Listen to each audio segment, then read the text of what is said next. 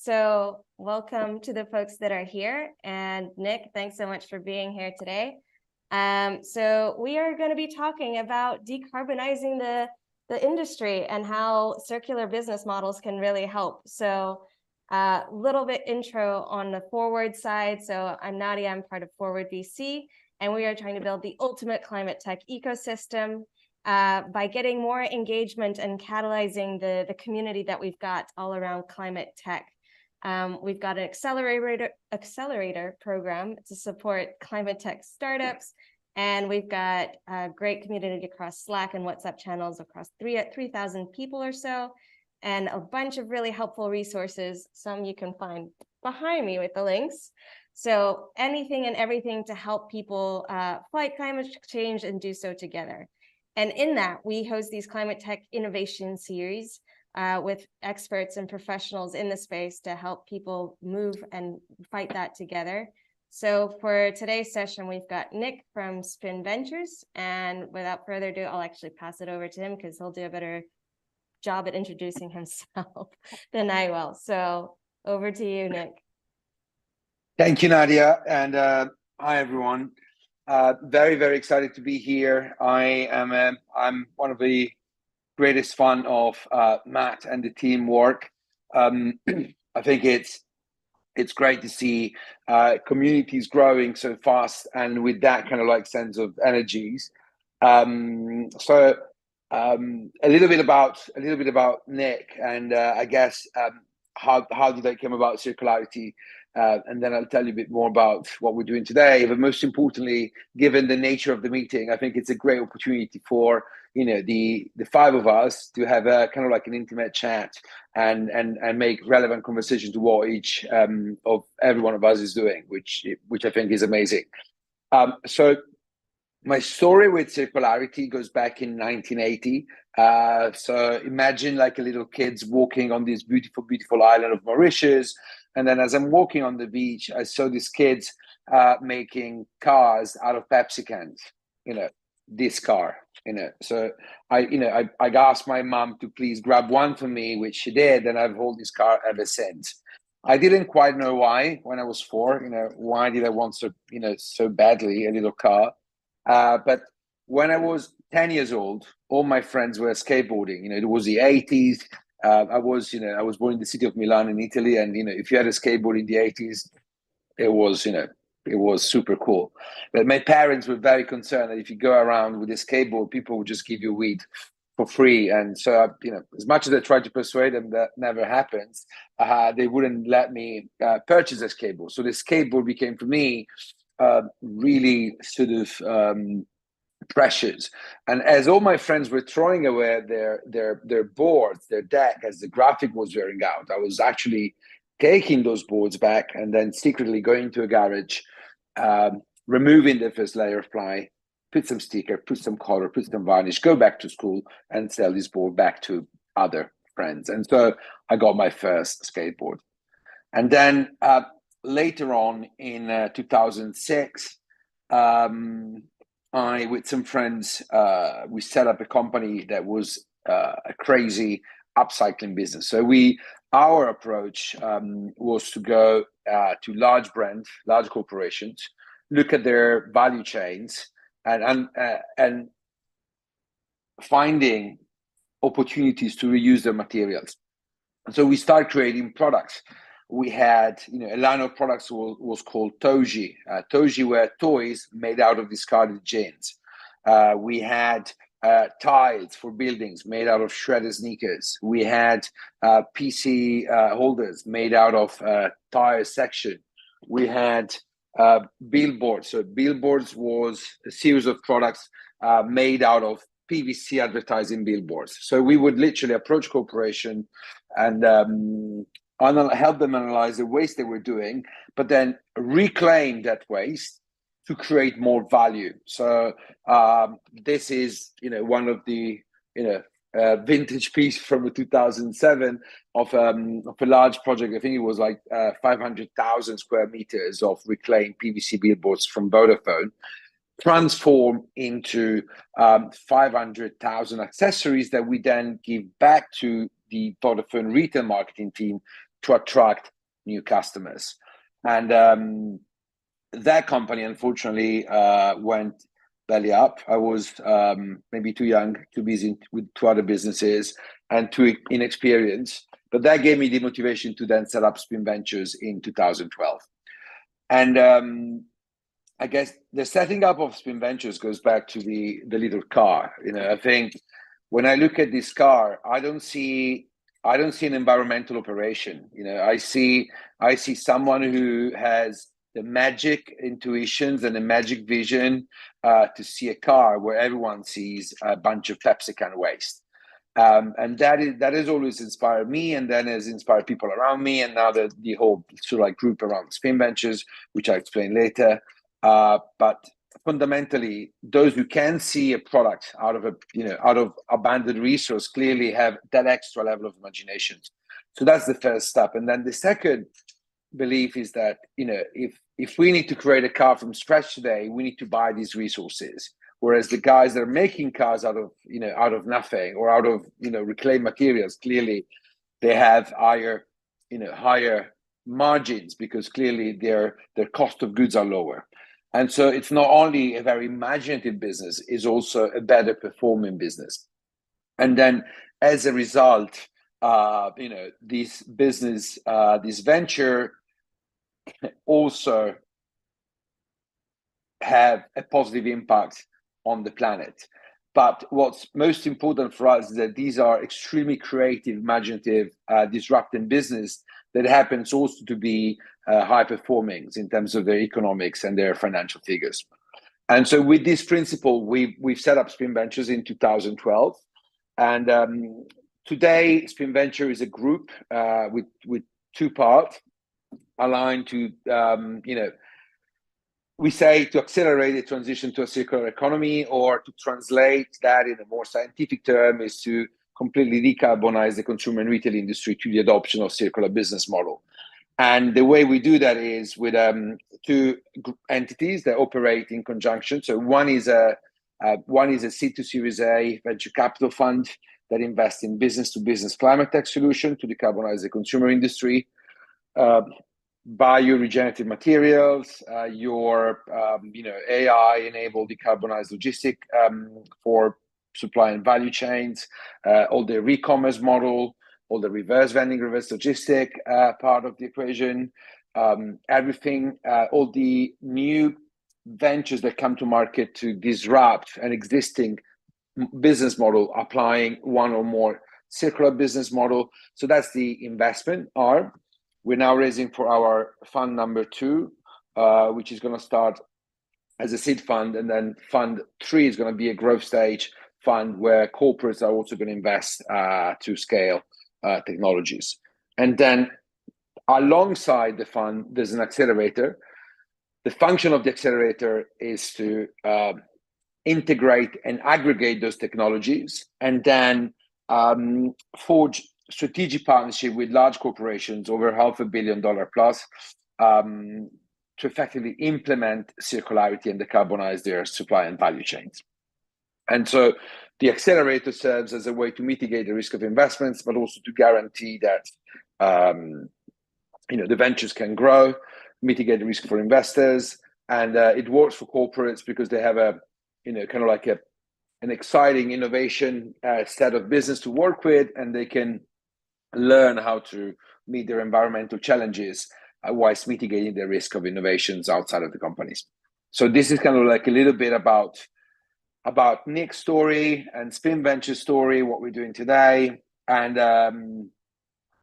so super excited to be here and sort of like engage with you guys in a conversation. I think before we start, I just want to share something that yesterday I've been invited to this spectacular event organized by Barclays in collaboration with an organization called Unreasonable.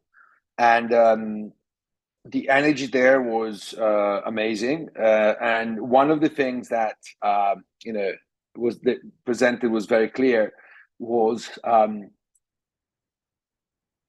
the amazing findings that all of these companies that are part of the Unreasonable and are part of the cohorts that we're presenting yesterday These are all company, as Daniel said, they're doing well and they're doing good. So it's a combination of having a solution for some of the environmental problem, but also because of the context we're living today and the demand for solutions that are going to happen in the next few years, it's also about doing well. So it's not just it's a combination of that really create a lot of excitement in the industry.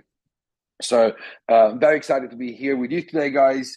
And if that works for you as an agenda, we could go around the table and have like an introduction, as short as long as you guys wish, and then we could frame this conversation around what's relevant for you guys. So there's no point talking about, I don't know, circular nappy if you guys are interested in real estate and coffee machines. So let's see. Let's see what this conversation brings. Okay, over. Thank you, Nick. Keith, do you want to kick off with a bit of an intro and what brings you here today? Yeah, happy to. Nick, great to meet you, and I hope to meet the others. I'm Keith Anderson, and I recently founded Decarbonizing Commerce, which you can find at decarbonise.co. It's focused on essentially the same industries that it sounds like you are, Nick. My background has been for my entire career in retail, e-commerce, and CPG, working primarily in North America and Europe for the first 2/3 as an industry analyst and consultant.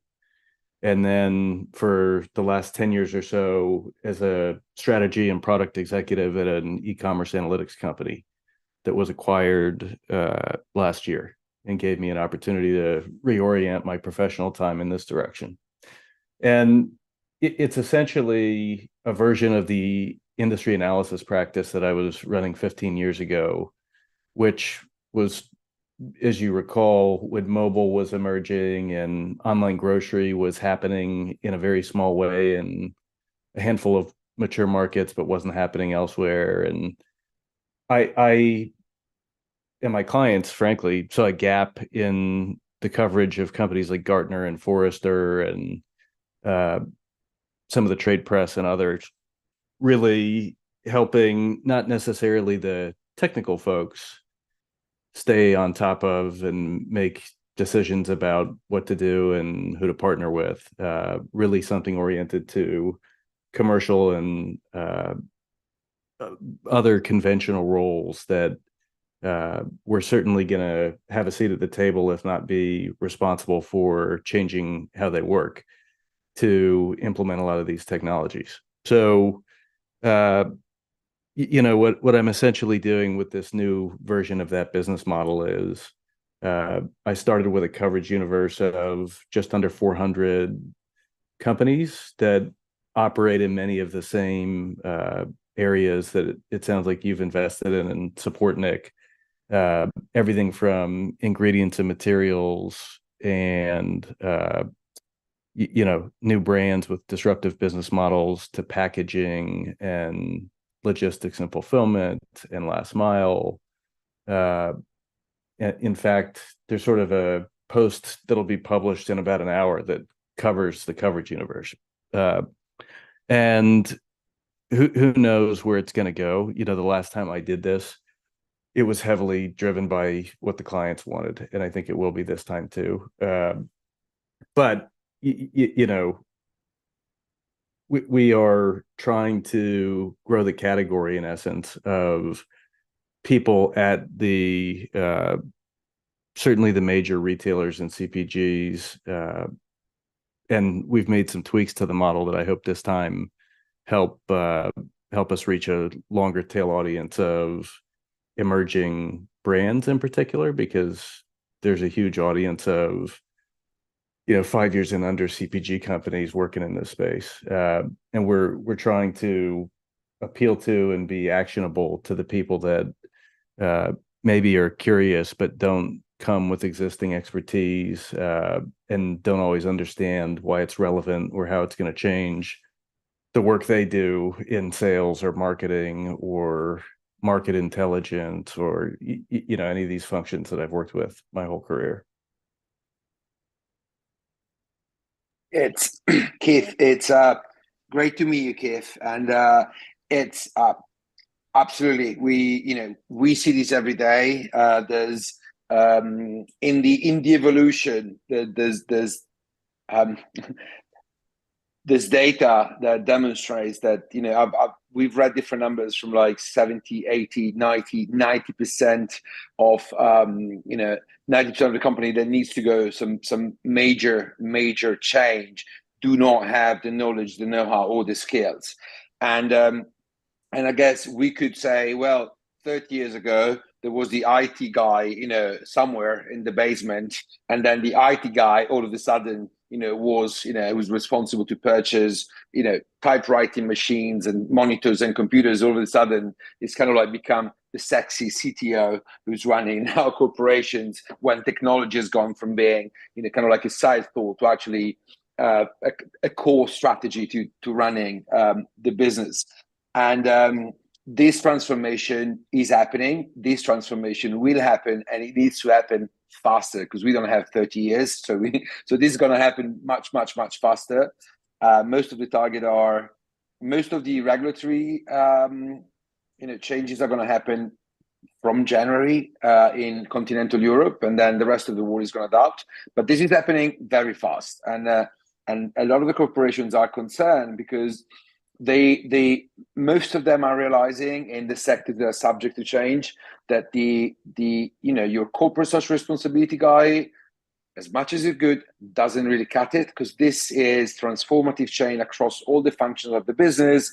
And like from the way you design products, the way you create, manufacture, distribute, purchase, repurchase products. So it really affects all the function. And so I'm sure there will be at some point like the emergency of a new maybe chief carbon officer or chief something else, but there will have to be someone on a transformative leadership function that will work alongside the CEO, the CTO, the CMO, the designer, whatever is the structure of the company. But I'm looking forward for these leadership positions to actually come in and really work in conjunction with everyone else, because it does affect all the supply and value chain. Yeah. Before we go into more in depth around this, I wanted to be mindful also of other folks on the call. I know your videos are off, but anyone else there that wants to do an introduction and perhaps say what their expectations are, or what brought you here today, feel free to come off mute or even post in the chat in case there is anyone. And if not, we can continue the discussion. Happy to talk. Go ahead, Jordan. Good morning. I'm Jordan Wabe with the Silicon Valley Venture Group. I'm not a CPG guy, but the CPG technology and the drivers will go upstream to manufacturing and all sorts of enterprise class impact. So I'm here to learn and listen and understand what can we do in the venture side, both to invest as well as to encourage and or support the upstream processes to produce better CPG type decarbonization. This isn't decarbonization is the death by 1,000 cuts. It's not 1 or 2 or 100. It's 10,000 things have to happen to make it work. So I grew up on Matchbox. Those little cars. These were my passion. I would buy them for $0.25 when I was a kid. And as I grew, I'm like, all this stuff was just put in the trash. All these precious metals put in the trash. I don't want to bad Apple, but why is Apple putting titanium on stupid phones that are going to be thrown in the trash in a couple of years? So we need to wake up. It's too late, but we need to wake up. Well, I'm here to support and learn and understand, and I thank you all for doing what you do. All right. Thanks so much, Jordan. Yeah, that's awesome with the Matchbox cars. Definitely seems to be the common theme there. Macklin or Serene or Victoria, any of you want to talk as well? Happy to be here. I don't have necessarily a background in sustainability. I work for a used furniture startup in data analytics, so trying to just learn more about types of problems people are, tackling. Cool. Thank you. Well, thanks for coming. And yeah, hopefully we'll learn something. Serene, Victoria, if not. All right. Well, feel free to go off mute or engage at any point if you want to. Nick, when you were saying around the circular models for nappies, you weren't far off. So I actually started my career at Procter & Gamble in diapers. And I initiated, or helped initiate rather, some of the sustainability efforts we had for the Pampers diapers at that point. But after a few years of social entrepreneurship, I then went to social entrepreneurship, and I've been working with social ventures since then. But it's funny that you brought it up. I was like, yeah. And actually, one of my qualms of, well, the main reason I left P&G was because I was frustrated by the corporate models and not moving fast enough. And since then, there's been some strides, and I've also done projects with Unilever to see how we can build in more sustainable business models with social ventures. But I think there's a long way to go and a lot of opportunity still. So yeah, keen to hear more of what you've been working on as well.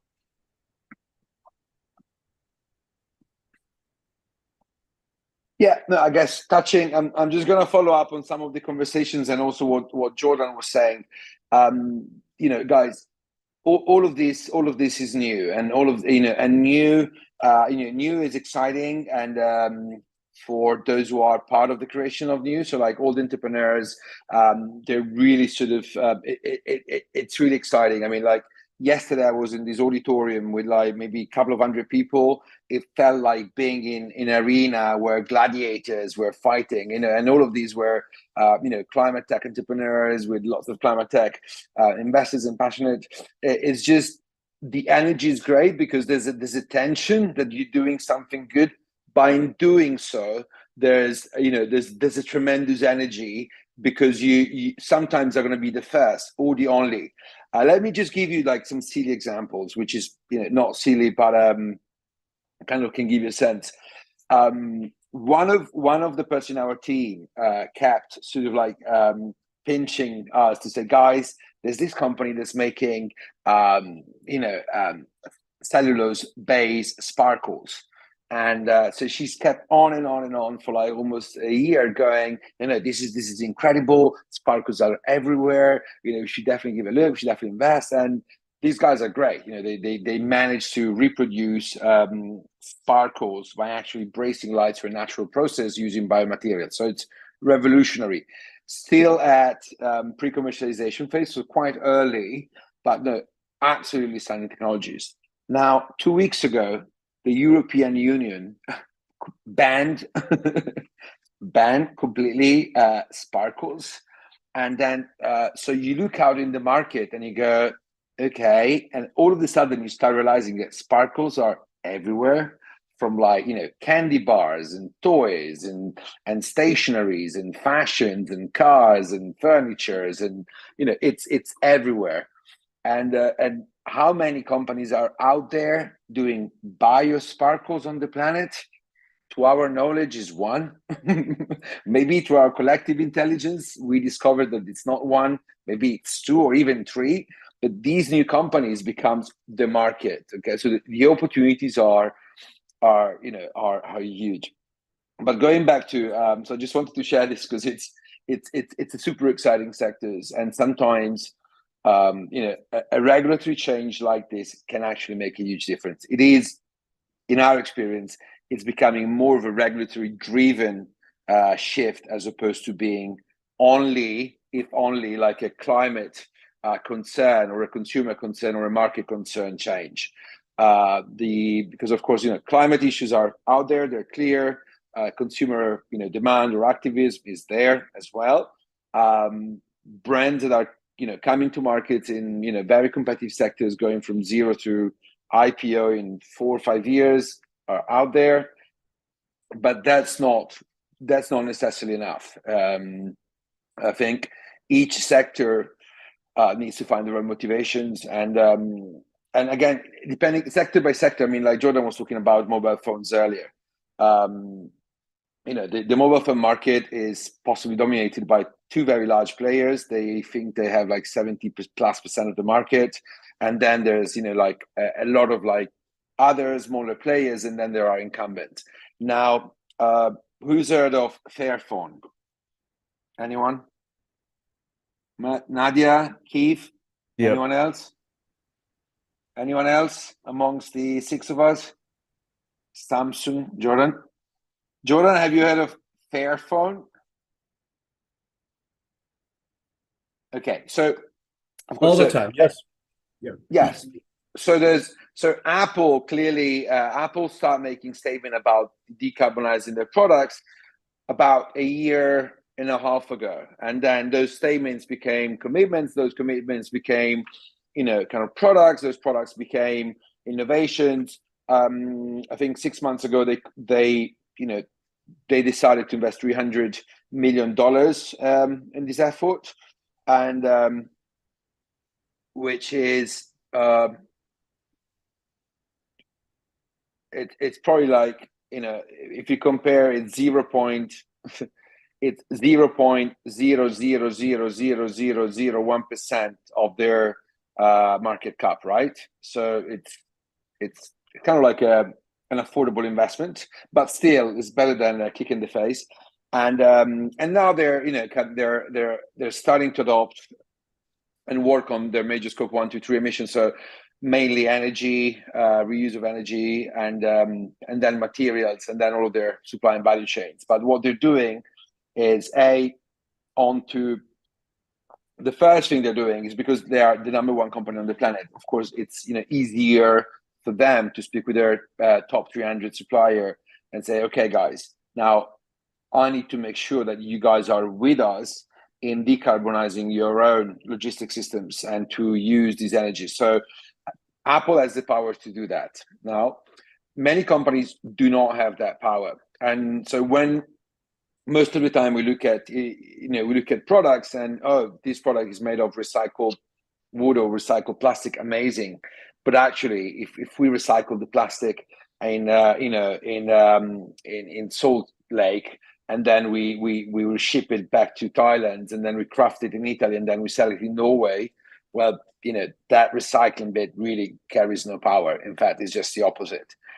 And so Apple starts doing that, and Samsung is not even considering. I mean, for Samsung, this is not a business critical decision. It's just like they're not.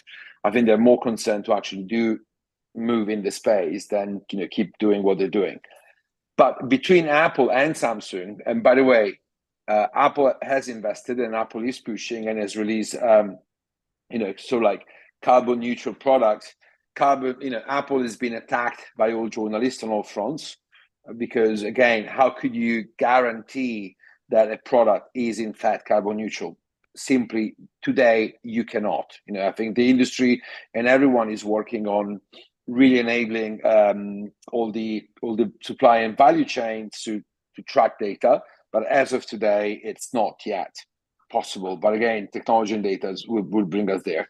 But within all of this, there's Fairphone, for example. And Fairphone is not even selling phones. Fairphone is selling a platform that serve as an hardware to actually receive software solutions for communications and connections, chip solution to improve, if you like, to the power of your device, and memory if you need to increase that, but on a platform that is recycled but effectively can last forever. So their interpretation of how to be more sustainable is in fact to change the way we consume and use phones. So it's not on a purchase model, but it's just on a platform model. So people will no longer buy and sell new and old phones. They just have the most durable platform, and then within that platform parameters, there's going to be an evolutions of software and hardware. So again, it's a fantastic example on how products as a service, which this is their interpretation of, can actually offer a completely different model in the sector and drive that competitive advantage. And to the point that we started, we wanted to have a conversation with Apple, then we started having conversation with the other companies, but then at some point we're like, well, we should just focus on Fairphone, because these are the guys that are challenging the whole industry, and although they sell south of 40,000 units, which is kind of like a tiny. I don't think they even see them on the market shares, but yeah. So these guys are changing the industry. So this is again an example on how to start removing that element of excessive manufacturing, excessive consumptions, and all the scope 1, 2, 3 emissions associated with that, but shifting to more digital models, because the minute that you have your hardware platform and then you simply just need to update that, then that becomes an evolutionary model. Any idea, any comments, any pushback, or any build on like that industry, or is there any other industry that you guys are particularly interested in? And Keith, I was very keen to talk about, for example, what experience have you seen in retail with new models? Well, and what's your? I was going to build. I think I see the same thing with European-driven regulation driving accelerating change. The other thing, as you mentioned, with a growing focus on scope 3 emissions, some of these large industry players, I think, are starting to raise the bar. One thing that we're covering closely, Amazon starting next year is going to require suppliers to provide emissions data and set science-based targets. That's in addition to having launched a sustainability hub for suppliers and having a handful of programs like Compact by Design and Climate Pledge Friendly that are for vendors and sellers on the platform to figure this out. And even on the CPG side, I mean, as you were mentioning, what percentage of market cap Apple's investment is, Mars, another top 10 CPG company that owns brands and everything, Snickers and M&Ms to pet food. They announced a few weeks ago they're going to spend $1 billion over the next 3 years, which is roughly 1% of annual sales. And they are also making changes that are going to affect their upstream suppliers. They're going to start including a climate footprint analysis in M&A activity. So if you're an emerging brand hoping to get bought by one of the major CPGs, if you have been thoughtful from day one in your product design and formulation, your packaging, your distribution model, product use, reuse, and end of life, you're likely to have an advantage, I expect, over the next 5 years, because these companies are going to inherit your historical footprint when they buy you, and they're trying to hit targets that they have some line of sight to in many cases, but they know, to your point, I mean, that the most interesting thing to me during any transition like this is the interplay between the incumbents and the startups. 15 years ago, watching all of the, I mean, my client base was P&G, Unilever, Coke, Walmart, Target, Best Buy, and they wanted to hear everything they could about what these recently funded startups were going to do. And, in some cases, they ran pilots. In some cases, they acquired them. But most of the time, they were either slower to move, or they were as interested in learning for the sake of preserving the status quo as anything. And so I'm sort of looking at these two barbell ends of the industry. Okay, what are the biggest of the big saying and doing? What are the companies starting with the future in mind from day one? And I tend to start with the business model and incentive structures and work my way down, which is why I think it's so interesting to see these companies actively encouraging, if not requiring, you've got to have your own data and set a target. We're going to start using it as a tiebreaker in decisions about what goes in the assortment, where it goes on the shelf. And I'll close with one just quick anecdote that I find incredible. It's again a European example, but you know, I sort of am looking at CPG categories through two lenses in terms of how they're going to be impacted by this transition. One is carbon intensity. That is, if you're in a category like meat and dairy that are widely understood to be a large driver of emissions, I think you can anticipate retailers are going to behave a certain way towards your category. And the other is climate sensitivity. That is, olive oil is just one example. I learned in 2022 had an 80% reduction in output because the prevailing agricultural models under these emerging conditions aren't working as reliably as they did over the last few decades.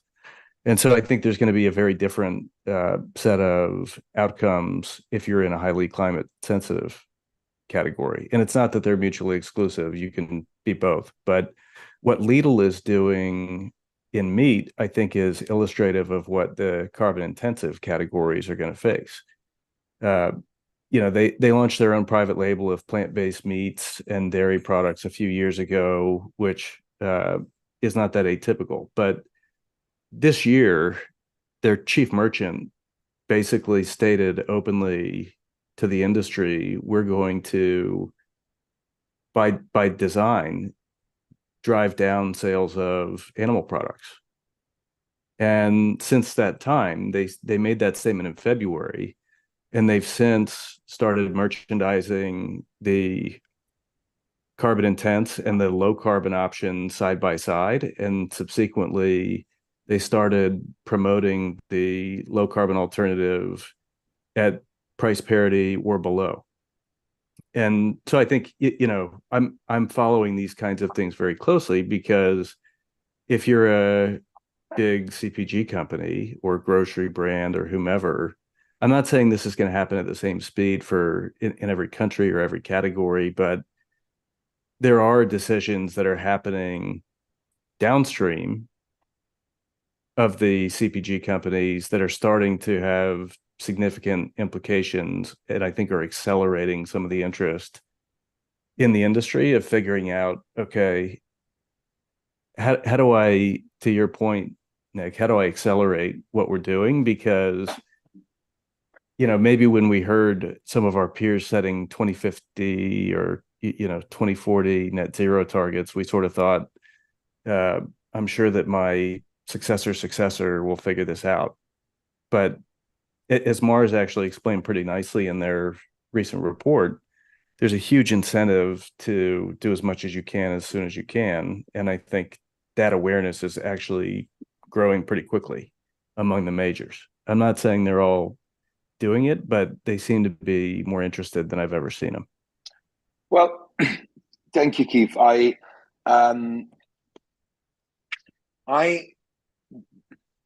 suspect that what we're gonna see in the next year, and I'm not saying years, I'm saying in the next year, in 2024, is a tremendous acceleration in the process, especially in continental Europe. And I'm sorry to divide continental Europe from the rest of the world. It's just in continental Europe, there's a huge shift in the regulatory environment that is pushing that decision to happen faster and sooner. And in my experience, if we look at like how corporates have changed and adopt innovations, I mean, the curve are a long curve. I mean, we're looking at 10, 15, 20, 25 years. Technologies arrived so many years ago, yet only 26% of the companies on the planet are technology enabled, as in, using forms of technology to improve on their operations. Now, we don't have that time. We don't have the time. Nature would not allow the time. consumers would not allow the time, partners, investors, the market would not allow that time. And so what we are seeing with a very sort of like, internal point of view is that we could take any of the consumer sectors from pajamas to salads to toys and challenge that there is a better model that is take toys. Yeah. So currently toys are mass produced at low labor costs, low manufacturing cost areas, and then shipped and pushed out there all over the world by creating sort of like a huge amount of low price, low engagement, effectively waste, because kids no longer satisfied with having the soldier and the lion. They need to have 16 types of gender neutral princes and kings and queens and everything in between. And it is, you don't need that. You could simply just print toys out of what you enjoy digitally. So the reality of actually having a digital engagement that has an educational or entertainment functions, and out of that narrative decide to print your toys out of recycled plastic, is a reality today. And so as soon as that reality becomes known to the vast public, then there's clearly a complete disconnect from, why do I need to buy a toy at $2.5 or $3 that is being produced somewhere with a huge carbon impact, as opposed to, actually print my own toy in my own color, with my own modification, in my own house, using my own bottle, and therefore having a better product, a better engagement, by removing all of that, carbon emissions that I would otherwise create. So we're not just talking about something that is better, we're talking about something that is smarter, more efficient, less polluting, but also locally sourced, locally produced, and locally reused. So these models are just blossom, they're just coming to the market. And so, so retailers are notably sort of like, risk averse. So they're not gonna, all of a sudden start owning vertical farms until the day, and I've seen there are restaurants who now start to build their own vertical farm facilities. And these are not like, little, sort of like hyper, these are Michelin stars restaurants building their own little vertical farm facility on site, where they today sort of like growing most of their greens, most of the spices, and then they will become eventually to have some forms of fruit, some forms of vegetables, but eventually all of that part will become kind of like a very short, kind of like self-controlled chain. And again, and because they are adapting new models, of course, they will monitor the use, they will monitor the consumptions. The leftovers will never leftovers, because they will always be reused and recomposed. So those models exist today, and so I think consumer adoption, so regulatory push plus consumer adoption will just force at some point retailers just to adopt this quickly. It has happened with technology. I mean, think about how many of you guys know $1 Million Boys Club? It was one of the first direct-to-consumer shaving model. I mean, the guys clearly have been brilliant, but I mean, to shift from a retail model to a direct-to-consumer model, where basically, I get to receive a box with shaving foam and the blades every 4 weeks. It doesn't take some forms of like space innovation. This is literally just like smart thinking. Now these guys were as soon as they raised to like 3 million customers, they were bought by P&G. But so this is just going to happen faster. So we're going to see a bunch of like newcomers with smarter business models that happen to be more profitable than existing models, because they're using technologies and they're engaging with consumers in ways completely different. And yeah, they might be they might be bought out very, very quickly. But this is going to happen very, very fast. Yeah. Thank you, Nadia. Yeah. The Dollar Dollar Shave Shave. Club. I was Yeah. like, $1 million. Like, I haven't heard of that one. Pretty much. So, yeah. I mean, they got to more than 1 million anyway. So with the, yeah, I'm conscious of time. Anyone have any burning questions that they want to ask Nick or that they want to discuss?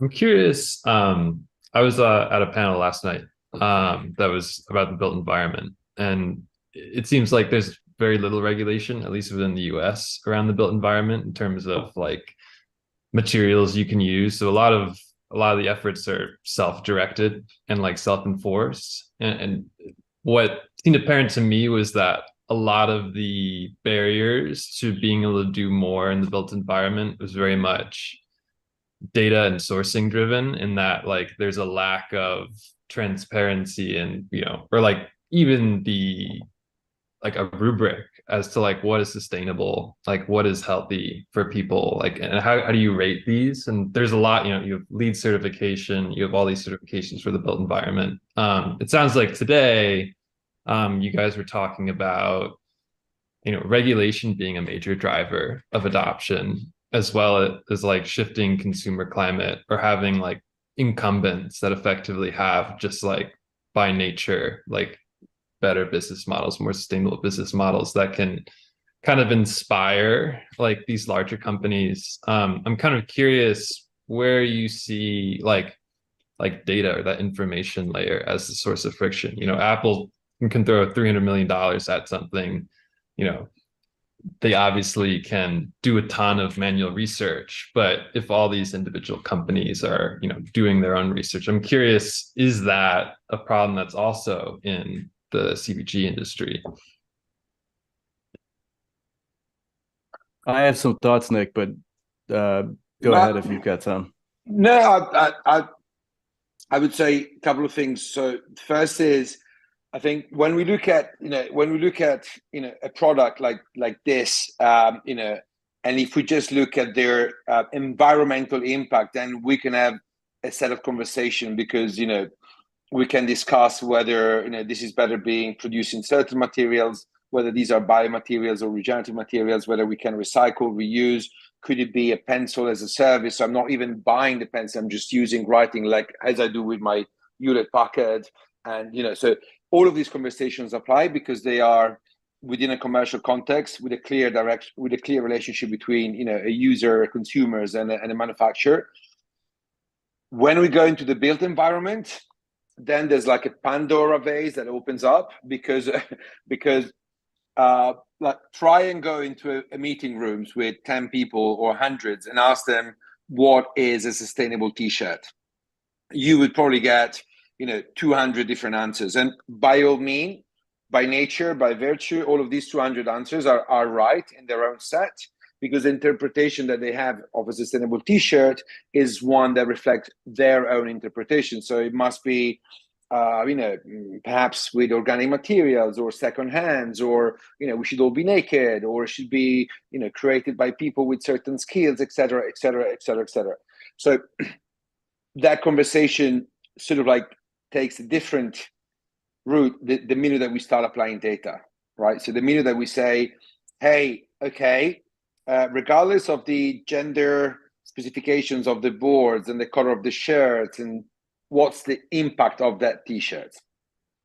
And so that kind of like shift the conversation. Now, which is possible in some sectors, not in all sectors, but it's where I guess data are helping and will help from throughout the supply and value chain, from regenerative agriculture through to consumers and back. When we talk about living, we go, again, in my experience, into a much, much, much broader, because of course, social elements come into space, the way you live come into space, elements that are not tangible, or cannot be defined in a way that is tangible, or can be objectified, comes in play. And that is a huge challenge. I mean, data show us that, you know, like, you know, who's one of the biggest developer on the planet? Google, Google is the 5th largest developer on the planet. And so Google's main concern is how could we decarbonize our infrastructure? And but so that is the biggest real estate challenge is in fact from the tech companies. And but it's there is some amazing innovations even in the build environment. And going a little bit more on the practical side, there are, I've seen 3D printed communities in Mexico. There's sustainable, let's just call renewable, sustainable housing from Bali to Africa. There's new model of living that is shared. There's new model of financing of living. There's new materials for real estate. There's carbon capturing materials. There's carbon negative concrete. There's a whole array of innovations that are coming to market that I'm sure I'm going to affect. But it's a sector that I know very little of. So I'm always happy to talk about any and learn more, perhaps key for someone else had something to contribute to. Keith, do you want to add anything? Just briefly, Macklin, I would say data is a well-funded sector within what I call commerce climate tech, and a growing one. It's just one subsector of it. I've been closely following product level climate footprinting and labeling, and I think it's another huge enabler. About 12 years ago, Tesco, biggest UK grocer, made a commitment to add carbon labels to its full assortment of around 500,000 items. And they abandoned the initiative 6 months in because at the time it was a heavily manual, cost prohibitive process just to get to a product level footprint.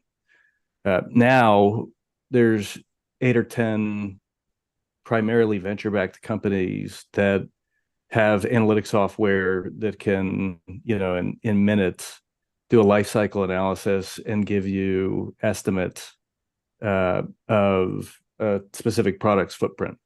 Now, it's definitely not a solved problem in the sense that there's different approaches to life cycle analyses. The inputs vary between the different providers.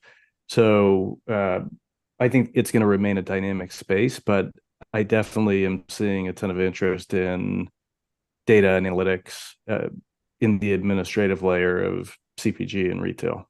Yeah, I would add also that, to your point, Macklin, I think the biggest challenge for the game changers that are leading, new materials, new ways of doing things, is that regulations don't always exist even in order to support these new things. And so, yeah, they don't have the money necessarily to be able to fight for that. So getting more support from corporates and getting their attention or to help kind of fight for those regulations, I think would be a big area that's still needed in terms of a lot of support. Yeah, no, it's sorry, no, just to add on this, and then it's what we're seeing is sector specific. So there's a fight in each sector.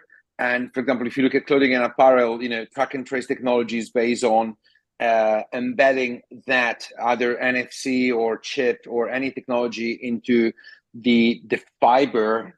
Somebody's embedding the materials, the tag into the fiber, so for it to be recognized when the fiber is released as fiber. So it's just trying to secure the data point going upstream in the supply chain. That is what we're seeing, because there are material innovators that are embedding the data into their products at source. And then there's those who kind of applying that track and trace hardware and software solution at manufacturing level. And of course, there are those who are trying to capture that at retail level. And the challenge is they are all looking at different solutions, different language, different software. So there's no integration. And it's one of those where, it is going to be a Linux versus Windows versus Mac. There are going to be 2-3 languages that are going to be widely adopted. And then each industry, whether it's the clothing and apparel, the plastic industry, the, CPG, or or even the real estate, will have their own language, and then eventually everyone will have to adapt and learn and implement that message. I mean, to make a stupid example, we need to shift from like, hey, I call you, to no, I've sent you a fax, no, I've sent you an email, like in you know, which has happened in what, 10, 15 years.